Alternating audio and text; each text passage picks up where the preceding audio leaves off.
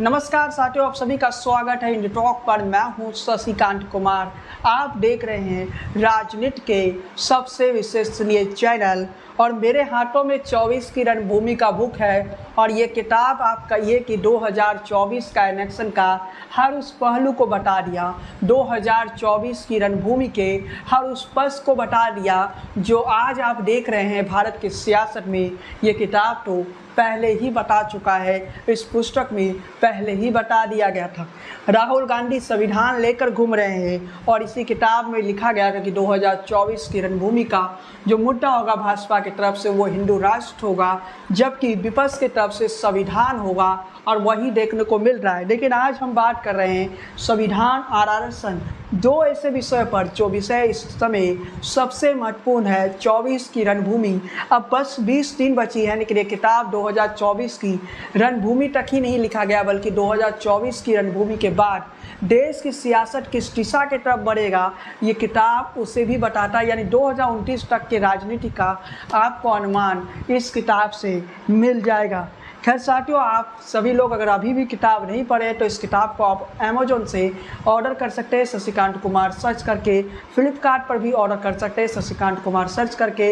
इसके साथ ई बुक भी उपलब्ध है इस बुक का। अगर आपको ई बुक पढ़ने का शौक़ है तो ई बुक के रूप में भी आप इसे पढ़ सकते हैं। लेकिन इस समय आपको हम बताते हैं 24 की रणभूमि के सबसे बड़ा मुद्दा इस समय अगर देखने को मिल रहा है तो वो संविधान और आरक्षण बन चुका है। नरेंद्र मोदी खुलकर कह रहे हैं कि मुसलमानों को आरक्षण देने नहीं देंगे, और नरेंद्र मोदी ये बातें खुलकर कह रहे हैं। वहीं कांग्रेस की तरफ से जातीय जनगणना को भी मुद्दा बनाया गया, कांग्रेस की तरफ से अलग अलग विषय बनाया गया। और इस किताब में मैंने पहले ही बता दिया था कि 2024 के चुनाव में 10 बड़े मुद्दे कौन से होंगे, और वही मुद्दों के आसपास 24 की रणभूमि घूम रहा है।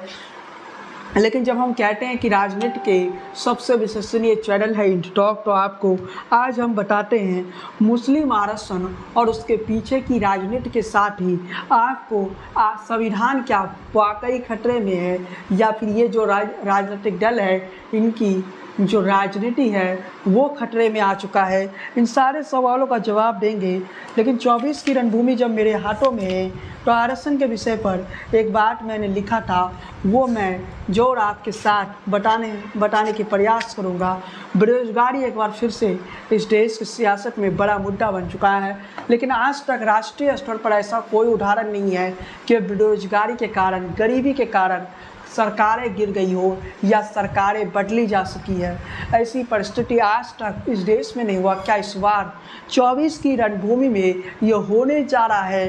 क्या सरकार इसलिए गिर जाएगा क्योंकि देश में बेरोजगारी बढ़ चुका है? मेरे हाथों में जब ये किताब है तो इस किताब में आरक्षण के विषय पर भी मैंने लिखा और बताया था कि 2024 का जो सबसे बड़ा मुद्दों में आरक्षण का विषय तो आएगा, लेकिन संविधान खतरे में है सेकेंड नंबर पर। और फर्स्ट नंबर पर इस किताब में मैंने ये लिखा था, जो कि पेज नंबर 75 या 76 के आसपास में आपको मिल जाएगा, कि भारत 2024 की रणभूमि का जो बड़ा मुद्दा रहेगा वो हिंदू राष्ट्र रहेगा। बीजेपी की तरफ से ये कोशिशें की जा रही है कि हिंदू राष्ट्र को मुद्दा बनाया जाए, और कहीं ना कहीं विपक्ष जो है मुद्दों में सत्ता पक्ष को घेरने की कोशिश कर रहा है। उस परिस्थिति में जब कांग्रेस ये नारा दे रहा है कि कांग्रेस पार्टी न्याय करेगी, कांग्रेस का ये नारा है 2024 की रणभूमि में, जो कांग्रेस की तरफ से 30 लाख नौकरी का है। 15 अगस्त को 30 लाख नौकरी दी जाएगी। कांग्रेस पार्टी ने ये भी कह दिया कि गरीब महिलाओं को 1 लाख रुपए भी कांग्रेस पार्टी देने जा रही है। ऐसे कई वादे कांग्रेस पार्टी ने अपनी मैनिफेस्टो में किया, लेकिन दूसरी तरफ नरेंद्र मोदी ये कहते हैं कि कांग्रेस के मैनिफेस्टो में ये बातें हैं कि हिंदुओं की संपत्ति जो है वो मुसलमानों को दे दिया जाए। जिस प्रकार से जातीय जनगणना के मुद्दे पर कहीं ना कहीं कांग्रेस को घेरने की कोशिश की। अलग बात है कि कांग्रेस का मैनिफेस्टो में जिक्र कहीं भी मुसलमानों का नहीं है, और कांग्रेस का जो मैनिफेस्टो है उस मैनिफेस्टो को जब आप पढ़िएगा तो उसमें कहीं भी मुसलमानों का जिक्र नहीं है। लेकिन नरेंद्र मोदी इस इलेक्शन को हिंदू मुस्लिम की राजनीति में कहीं ना कहीं हिंदू मुस्लिम के सियासत में घेरने की कोशिश कर रहे हैं। लेकिन अब जो सबसे बड़ा मुद्दा है वो आरक्षण है। मुस्लिम आरक्षण, कांग्रेस पार्टी और उनके इंडिया गठबंधन के कई सहयोगी दल ये कहते हैं कि मुस्लिम आरक्षण देना चाहिए। लालू प्रसाद यादव ने भी ये बातें कहा कि मुसलमानों को आरक्षण की वकालत लालू प्रसाद यादव ने भी कर दिए हैं। देश का संविधान क्या कहता है और किन राज्यों में मुस्लिमों को ऑलरेडी आरक्षण मिल रहा है। सबसे पहले नरेंद्र मोदी का पक्ष क्या है। नरेंद्र मोदी कहते हैं कि किसी भी तरह से धर्म के आधार पे वो आरक्षण देने के पक्ष में नहीं है और जब तक नरेंद्र मोदी रहेंगे ये होने नहीं देंगे कि धर्म के आधार पे आरक्षण हो। नरेंद्र मोदी कहते हैं SC ST और OBC का आरक्षण जो राइट है, SC ST और OBC का जो आरक्षण पर अधिकार है उस आरक्षण को छीनकर मुसलमानों को देने की बात कही जा रही है। इसके अलावा कांग्रेस पार्टी के ही कई ऐसे नेता है जो कि अक्सर विवादित वाले बयान दे देते, चाहे मणिशंकर अय्यर तो पाकिस्तान का प्रेम दिखाते ही है, लेकिन सैम पित्रोदा कहते हैं, सैम पित्रोदा ने भारत के पूर्व के लोग चाइनीज़ जैसे दिखते, दक्षिण के लोग अफ्रीकी जैसे दिखते और पश्चिम के लोग अरब जैसे दिखते, इसके बावजूद भी हम एक हैं। इसके अलावा सैम पित्रोदा के इस बयान को बीजेपी ने नस्लवादी बयान भी बताया और रंगभेदी टिप्पणी भी बताया। इसके अलावा सैम पित्रोदा का एक और बयान काफ़ी वायरल होता है, जो पैतृक संपत्ति है उस पर भी टैक्स लगना चाहिए जैसे कि अमेरिका में लगता है। ऐसे कुछ बयान है जो कि इस देश के सियासत की तस्वीर को व्यक्त करता है और सैम के उस बयान के बाद या मणिशंकर के उस बयान के बाद जो सियासत है वो तो अपने दिशा की तरफ बढ़ ही रहा है। लेकिन इसके साथ ही आपको बताते चले कि साथियों आज हम आरक्षण पर बात कर रहे हैं। क्या मुसलमानों को आरक्षण दिया जा रहा है? तो आप क्या मुसलमानों को आरक्षण धर्म के आधार पर मुसलमानों को आरक्षण देना चाहिए? तो सबसे पहले बता दें कि तेलंगाना में विधानसभा चुनाव में तब भी ये मुद्दा, तेलंगाना विधानसभा चुनाव के दौरान भी ये मुद्दा बना था। तब एक रैली में अमित शाह ने कहा था कि मुस्लिमों का आरक्षण संविधान के खिलाफ है।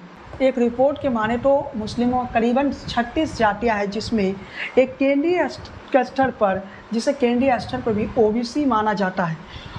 इसके लिए अनुच्छेद, संविधान के अनुच्छेद 16(4) में व्यवस्था की गई। इसके मुताबिक अगर सरकार को लगता है कि नागरिकों का वर्ग पिछड़ा है तो नौकरी में उनके सही प्रतिनिधित्व के लिए आरक्षण दे सकती है। लिस्ट है उसमें 1 और 2A में मुसलमानों की 36 जातियों को शामिल किया गया। हालांकि जिन परिवारों की सालाना कमाई 8 लाख रुपए से ज़्यादा है उन्हें कीवी लेयर माना जाता है, उन्हें आरक्षण नहीं मिलता है, भले वो जाति पिछड़ा वर्ग में क्यों ना आता हो। मतलब मुसलमान आरक्षण की जो बातें विपक्षी दल कह रहे हैं या जो ओपोजिशन के लीडर कह रहे हैं, असल मायने में मुसलमानों को तो आरक्षण पहले से ही दिया जा रहा है। मुस्लिमों में पिछड़ी जाति है उन्हें पहले से ही आरक्षण दिया जा रहा है, फिर मुसलमानों को अलग से आरक्षण देने की क्या ज़रूरत है। जब बात हम संविधान पर भी करेंगे, क्या संविधान में कुछ ऐसा है ये भी बताएंगे। ऐसी कई सरकारी रिपोर्ट है जिसमें ये भी माना जाता है कि मुसलमानों की जो स्थिति है आर्थिक तौर पर, सामाजिक तौर पर या फिर आप कह सकते हैं शिक्षा के स्तर पे या फिर आप ये भी कह सकते हैं राजनीतिक तौर पे वो पिछड़े हुए हैं। सचल कमेटी 2006 में सचल कमेटी का रिपोर्ट भी आया था। सचल कमेटी के रूप में मुसलमान समुदाय हिंदू OBC से पिछड़ा हुआ है। सचल कमेटी ने कहा कि हिंदू पिछड़ों और दलितों को तो आरक्षण का लाभ मिल रहा है लेकिन मुस्लिमों को नहीं। जबकि इससे मंडल आयोग ने भी 82 में सामाजिक वर्गों की पहचान की थी, उसमें पिछड़ा मुसलमान माना जाता है। मतलब आप क्लियर समझ लीजिए कि जाति के आधार पर मुसलमानों के 36 जातियों को OBC आरक्षण का लाभ पहले से ही दिया जा रहा है। लेकिन सचल कमेटी का जो रिपोर्ट 2006 में आया था उस रिपोर्ट में मुसलमानों की जो स्थिति है वो दलितों से भी बदतर बताई जा रही है। लेकिन इस देश में एक और सच्चाई है, इस देश की जो विपक्षी पार्टियाँ हैं जो कि ये कहते हैं कि नरेंद्र मोदी मुस्लिमों के अगेंस्ट में है, जो ये बातें खुलकर कहते हैं, लेकिन उनकी जब सत्ता में थी तो वो भी मुसलमानों की स्थिति को नहीं सुधार पाए। आज भी मुसलमानों की स्थिति में कोई बड़ा बदलाव नहीं आया। जब आप रिपोर्ट देखेंगे तो देश के मुसलमान अभी भी आर्थिक तौर पर पिछड़े हुए हैं, शिक्षा के तौर पर पिछड़े हुए हैं, राजनीतिक तौर पर उन्हें प्रतिनिधित्व मिलता है, लेकिन जो मुसलमान नेता मुसलमानों के वोट लेकर निकल जाते हैं वो अपने धर्म की ओर देखते नहीं और मुसलमानों की स्थिति नहीं बदलती है। ये भी एक कड़वा सच है। 2009 में एक कमेटी रघुनाथ मिश्रा के नेतृत्व में बना, उसने भी कहीं ना कहीं अल्पसंख्यकों के आरक्षण का कहीं ना कहीं समर्थन किया। 15% अल्पसंख्यक समुदाय को आरक्षण मिलनी चाहिए, जिसमें 10% मुसलमानों को, बाकी बचे 5% बाकी अल्पसंख्यक समुदाय को मिलना चाहिए। किन राज्यों में, आपको ये भी बता दें किन राज्यों में मुस्लिमों को आरक्षण दी जाती है। केरल में मुस्लिमों को 30% आरक्षण दिया जाता है। इसके अंदर ही कुछ कोटा मुस्लिमों के लिए, यहाँ मुसलमानों को नौकरियों में 8%, हायर एजुकेशन के लिए 10% कोटा मिलता है। तमिलनाडु में भी मुस्लिम आरक्षण है, यहाँ पिछड़े वर्ग के मुसलमानों को 3.5% आरक्षण मिलता है। रिपोर्ट बताई इस कोटे में मुसलमानों की 95% जातियाँ शामिल हैं। पिछले साल जब बिहार में जातीय जनगणना हुई तो उसमें ये बात भी सामने आई कि बिहार के 73% जो मुस्लिम है वो पिछड़ी जाति में आते हैं। कर्नाटक में भी सभी मुसलमानों को 4% का आरक्षण मिलता है। कर्नाटक में ओबीसी को 32% आरक्षण मिलता है। इस कैटेगरी में 2A में मुस्लिमों को सभी जातियों को शामिल किया गया, इसमें से इन्हें 4% आरक्षण मिलता है। आंध्र प्रदेश में भी मुसलमानों को आरक्षण देने की कोशिश की गई, लेकिन अदालत ने इसे रोक दिया। सबसे पहली बार 2004 में इसे कोशिश हुई, तब सरकार ने सामाजिक, आर्थिक और शैक्षिक रूप से पिछड़ा होने का वाले देखकर मुस्लिमों के ओबीसी कोटे से 5% आरक्षण की व्यवस्था की थी। हालांकि कोर्ट ने इसे रद्द कर दिया।